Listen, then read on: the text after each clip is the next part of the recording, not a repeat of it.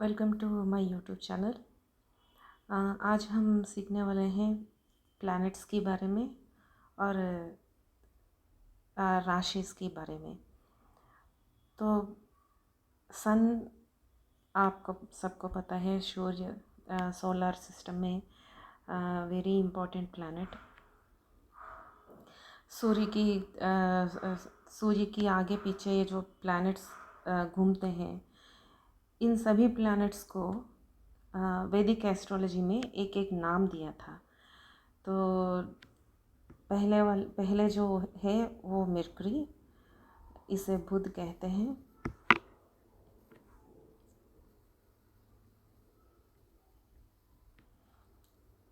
Next Venus, इसे शुक्र कहते हैं। अर्थ और अर्थ की सैटेलाइट मून, चंद्रमा। उसके बाद आती है मार्स। उसके बाद आती है बृहस्पति और गुरु, जुपिटर। उसके बाद में आते हैं शनि भगवान। ये सभी प्लैनेट्स के बारे में हम वैदिक एस्ट्रोलॉजी में पहले भी सुना था, पढ़ा था। तो अगर हम वेस्टर्न एस्ट्रोलॉजी की तरफ जाएं तो वेस्टर्न एस्ट्रोलॉजी में इन सारे प्लैनेट्स के साथ साथ हम यूरेनस, नेपच्यून और प्लूटो के बारे में भी पढ़ेंगे। जहाँ तक एलन लियो का बुक्स जो हैं वो 1913 में प्रिंट हुए हैं बुक्स, अभी जो इंटरनेट में भी मिलते हैं। उन सारी पुस्तकों में यूरेनस और नेपच्यून के बारे में लिखा था। कैसे यूरेनस और नेपच्यून अर्थ में जो जीव और निर्जीव कणजालों को कैसे एक्टिवेट करते हैं, कैसे चेंजेस लाते हैं उनकी जीवन में, वो सारे बुक्स में है। पर एलन लियो जो वेस्टर्न एस्ट्रोलॉजी का लेखक है, उन्हें कभी प्लूटो की जिक्र नहीं किया, क्योंकि आफ्टर वर्ल्ड वॉर टू होने के बाद, मतलब 1935 के बाद, एस्ट्रोलॉजर्स ने ये ऑब्ज़र्व किया था कि प्लूटो भी अर्थ में रहने वाले जीव और निर्जीव कणजालों में चेंजेस लाती है, उसे भी एक्टिवेट करती है। उसमें भी स्पेशल कैरेक्टरिस्टिक्स हैं प्लूटो में भी। तो हम एलन लियो के साथ साथ यूरेनस और नेपच्यून के साथ साथ जो आफ्टर 1935 के बाद जो एस्ट्रोलॉजर्स ने वेस्टर्न एस्ट्रोलॉजी में इंक्लूड करके पढ़ना शुरू किया प्लूटो के बारे में, उस प्लूटो के बारे में भी हम पढ़ेंगे। तो उसके बाद जो एस्ट्रोलॉजी में है ना, एक है सायन पद्धति और एक है निरायण पद्धति। जहाँ सायन पद्धति आती है वहाँ पे सन को सेंट्रल पॉइंट मान के इस पद्धति को डेवलप किया था। तो sun is the central point of the solar system, he is the creator, और सन ही एनर्जी सेंटर है। वो इस एनर्जी को सभी प्लैनेट्स को देते हैं, इंक्लूडिंग चंद्रमा। सो सन को सेंट्रल पॉइंट मान के जो पढ़ाई करते हैं वो है सायन पद्धति। और निरायण पद्धति जो है, अर्थ को सेंटर में मान के और मून को प्रामाणिक लेके ये निरायण पद्धति बना गया है। और इस निरायण पद्धति में अर्थ को क्यों सेंटर पॉइंट में लेके चलते हैं, क्योंकि सारे ग्रहों में बाकी सारे ग्रहों में तो जीव तो है ही नहीं, ओनली अर्थ में जीव और निर्जीव पदार्थों में चेंज जो आती है इन सारे ग्रहों की इन्फ्लुएंस की वजह से, जो चेंजेस है वो हम अर्थ में देखते हैं। इसलिए अर्थ को सेंटर पॉइंट मान के चल रहे हैं हम।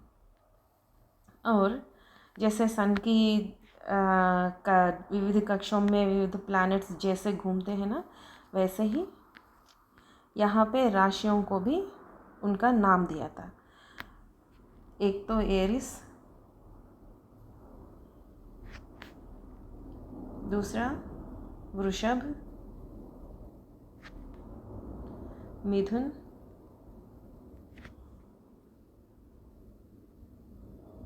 कैंसर, कर्काटक, सिंह, कन्या, तुला, वृश्चिक, धनुष, मकर, कुंभ और मीन राशि। हम इस सभी राशियों के बारे में पढ़ेंगे और उन ग्रहों के बारे में भी पढ़ेंगे। और एक इम्पॉर्टेंट बात है, अगर आप ऑब्जर्व किए तो यहाँ पे सारे राशियों को एक एक सिंबल से रिप्रेजेंट किया गया है।